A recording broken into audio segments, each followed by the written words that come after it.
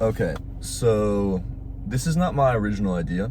It was picked up from a YouTuber and a guy who has a podcast named Jack Neal, and he's the one who first introduced this idea to me. But it stuck with me and a lot of people I know, and I think it's useful to just get it out there more. The idea of being a professional, I think, has been around for at least decades, if not centuries. Just like if you want to get work done, like, oh, I don't feel like it, just like the idea of, hey, be a professional, man, just get it done anyways, is pretty common and popularized. But I want to try and break down exactly what it is and how I will implement it in my own life and how I think most people can get the most value out of the idea. So when I'm talking about being a professional, I'm mainly thinking of like a senior C-suite executive at a company, a professional athlete, a firefighter, a police officer, anyone who has like a real job and is highly committed to it, and there are very meaningful stakes if they don't succeed, whether that's for them personally or for other people, and how they act accordingly to those stakes. So think of whatever field you want to accomplish great things in. That could be neuroscience, that could be psychology, that could be professional baseball. Think of anything. Pause the video and think of the exact thing that you want to succeed in. Once you have that, think of the exact person who you believe is at the complete pinnacle of that field, like the absolute best to ever do it. They are insanely good at what they do, and you want to have their type of professional career. Now think, what does that person do every single day that none of the other people are doing? What type of routine do they have? What time do they wake up?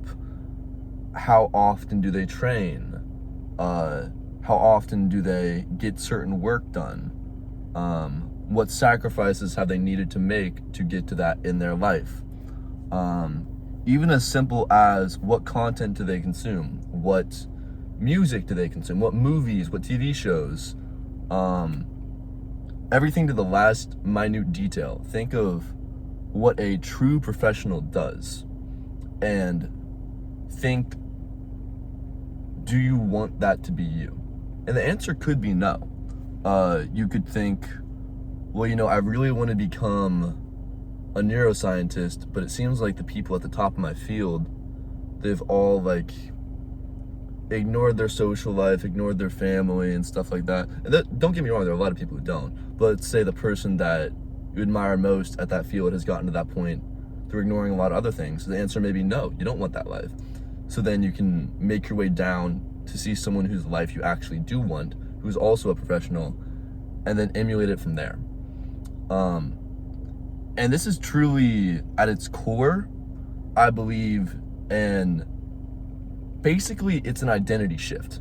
It's a philosophy of, okay, so this is the person I want to become. These are the actions that they do.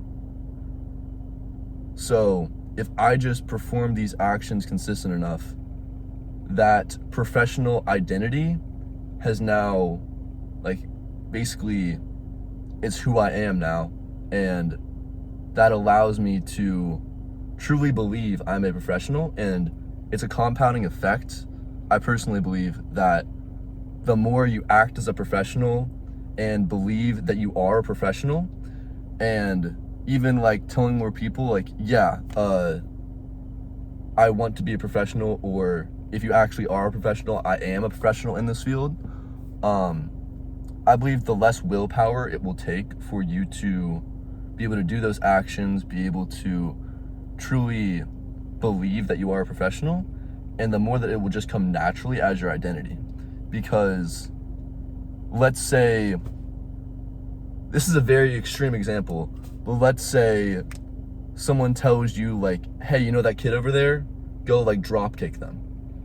You're probably gonna say no, at least I hope you would, because I'm guessing it's probably in your identity to not want to hurt little children who are completely innocent. Just like if you do this enough times and it's been hammered into your moral code, your identity, your everything, that I'm the person who does the work, I'm the person who gets the results, I'm the person who is a professional.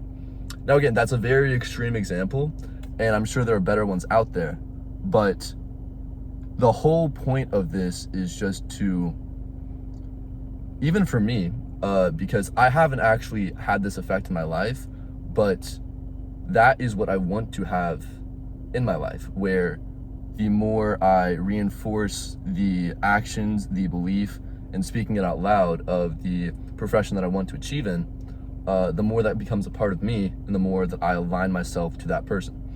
Now, this gets into like a little bit of the woo-woo manifestation stuff, which, to be honest, I think a lot of it has some merit. I think a lot of it is a bit far-fetched, but I do want to get more into it and understand it more, like the logical side of it.